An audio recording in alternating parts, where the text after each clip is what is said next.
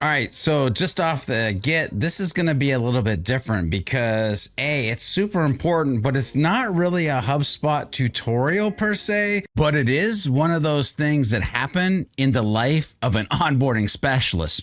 This guy right here. One of the things that I get to do is help people onboard HubSpot. And it really gives me this idea or this thought or this ability to hook into that today is somebody's first day with HubSpot. Right? Am I right? First day with HubSpot. Mind blown. Hey, that's right. It's your boy, George B. Thomas from Impulse Creative. And today we're going to talk about 3 links that might be the most important links that I've never shared on the interwebs, but I've used 1,000 times. And let me go ahead and explain kind of what is going on. When you get started with HubSpot, one of the things that you inherently are trying to do is understand how the pieces actually fit together. Words are being thrown at you like objects and properties, and the fact that you can create custom properties. And then you'll hear, and when you create these custom properties, it'll dramatically affect the ecosystem that you're living in. And if I'm the guy onboarding you, you'll hear me say something about wrapping your business around HubSpot instead of trying to cram your business into a SaaS software. But here's the thing.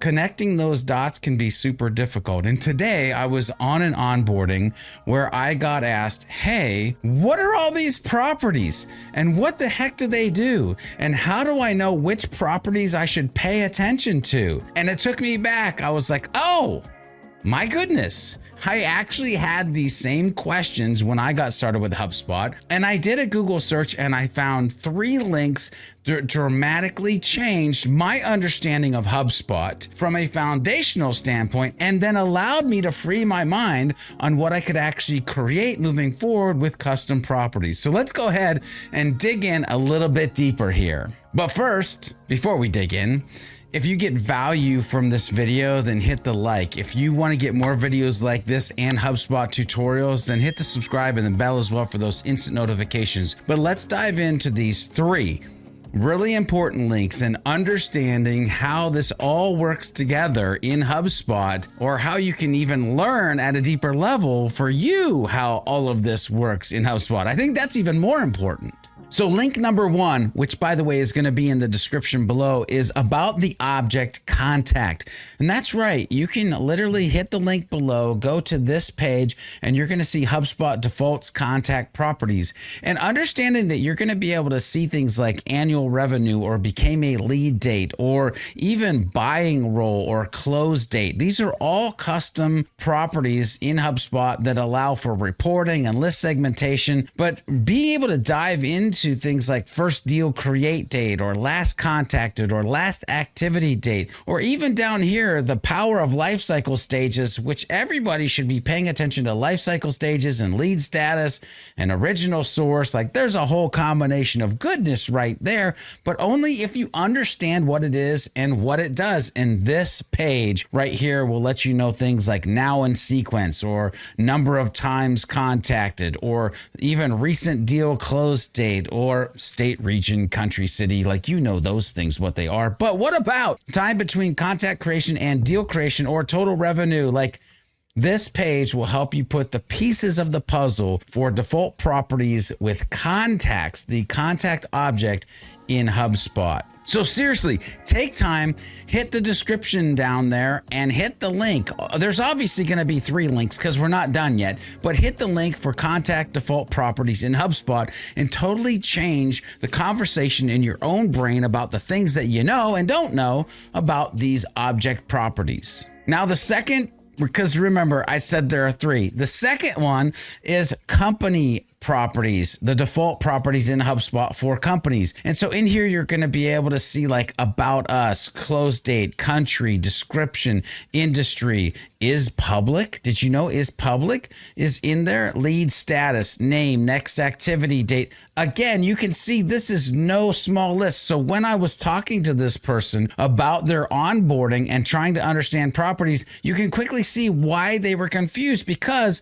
knowing that target account, time zone, and total revenue, or even type our things in here. Oh, wait a minute. We keep going with social media information on the company properties, with email information or web analytics history information, with conversion information. In other words, when it comes to company default properties in HubSpot, there's a metric butt ton of things that you should know, things that you should pay attention to, that things that you might be thinking to yourself, oh, I probably need to create a custom property for that. And oh my gosh, they're already in HubSpot.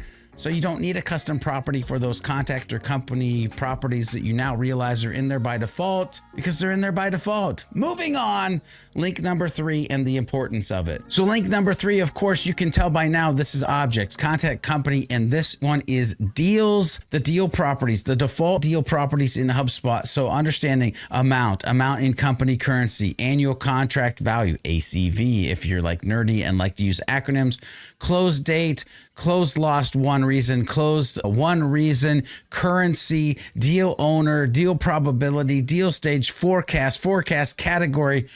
Whoo! As you can tell, this is no small list either. In other words, if you take all 3 of these links that are in the description below, there is a ton.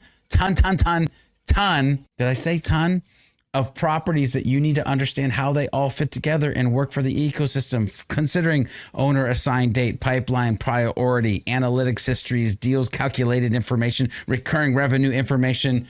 Oh, man.